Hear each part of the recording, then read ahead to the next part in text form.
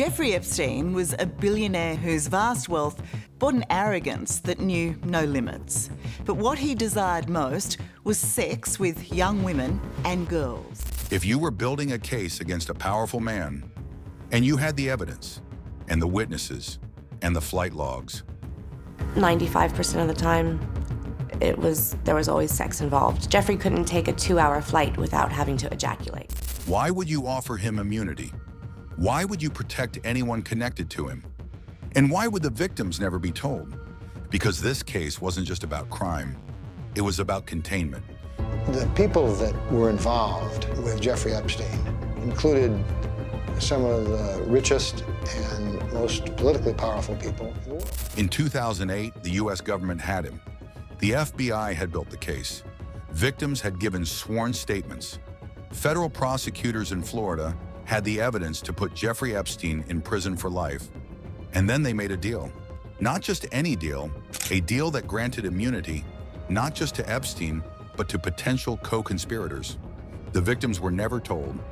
This isn't a story about what one man did in the dark. This is about what institutions chose to do in the light. He was a sex trafficker, a sex abuser, and he was virtually untouchable. This is Dark Money Files, and today we're not just investigating Jeffrey Epstein. We're investigating the protection that surrounded him. Because protection doesn't appear overnight. It's built quietly, gradually, and usually long before the public ever hears a name.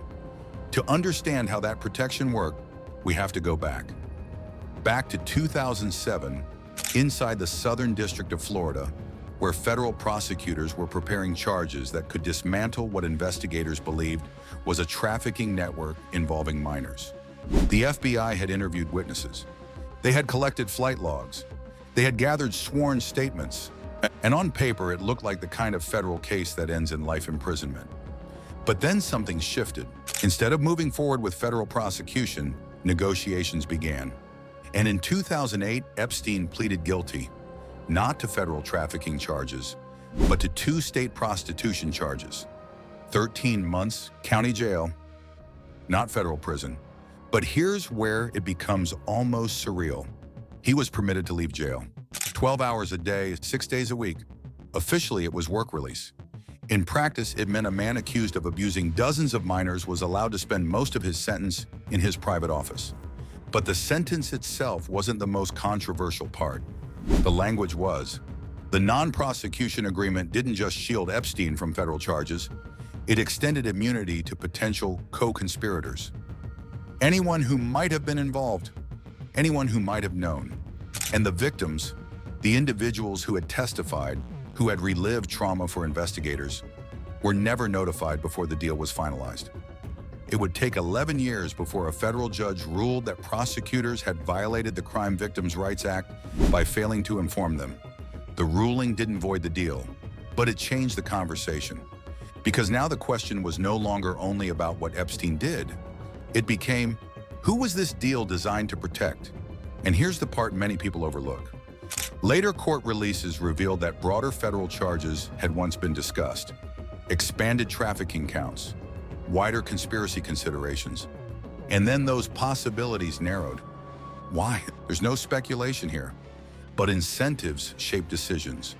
And if you follow this investigation to the end, the structural pattern becomes impossible to ignore. By the time that agreement was signed, Epstein wasn't operating in isolation. He owned a Manhattan townhouse reportedly valued at around $77 million, a Palm Beach estate, a private island in the U.S. Virgin Islands, and a Gulfstream jet whose flight logs, later released in court filings, showed names, dates, destinations. Important distinction. Appearing on a flight log is not proof of wrongdoing, but proximity to power changes gravity. When elite networks intersect with criminal investigations, prosecutors aren't only weighing evidence, they're weighing consequences. July 2019, Southern District of New York, different prosecutors, different jurisdiction, same defendant. This time there was no state-level deal, no immunity umbrella. Epstein was charged federally, bail denied. It looked like the reckoning Florida never delivered. And then, 3 weeks later, on August 10th, 2019, Epstein was found unresponsive in his jail cell. The official ruling, suicide by hanging.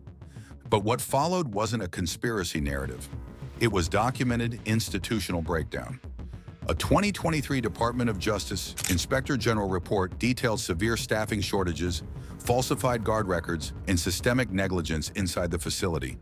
No evidence of homicide, but failure on a scale that exposed vulnerability inside the system itself.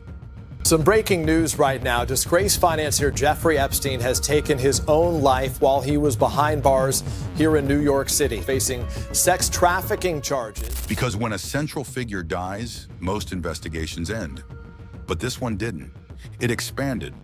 And once the criminal case stopped moving forward, attention moved sideways. Into institutions, into relationships, into money. And that's where the next layer began to surface. In 2023, J.P. Morgan Chase agreed to a $290 million settlement in litigation brought by Epstein accusers. The bank denied wrongdoing. But $290 million isn't symbolic. It's risk quantified. Deutsche Bank followed with a $75 million settlement. Again, no admission of wrongdoing. Again, significant exposure. And this is where the financial layer becomes critical. If major financial institutions maintain relationships despite reputational warnings, what does that suggest about internal risk assessment? Profit versus scrutiny, access versus liability, compliance versus influence. This isn't accusation, it's structural tension. High net worth clients generate revenue. Revenue complicates oversight, and oversight, when complicated, can delay accountability. Epstein died, but the consequences continued. Victim compensation funds distributed hundreds of millions. Universities returned donations. Boards were restructured. Public figures distanced themselves. Reputation moved faster than prosecution ever did. Look at the pattern. 2008, the deal. 2019, the indictment. 2019, the death. 2020 onward, civil expansion. 2023, Inspector General findings. Major bank settlements. Institutional recalibration. This wasn't just a scandal. It was a layered institutional event. And layered events reveal something far bigger than one name. Accountability doesn't always begin in court.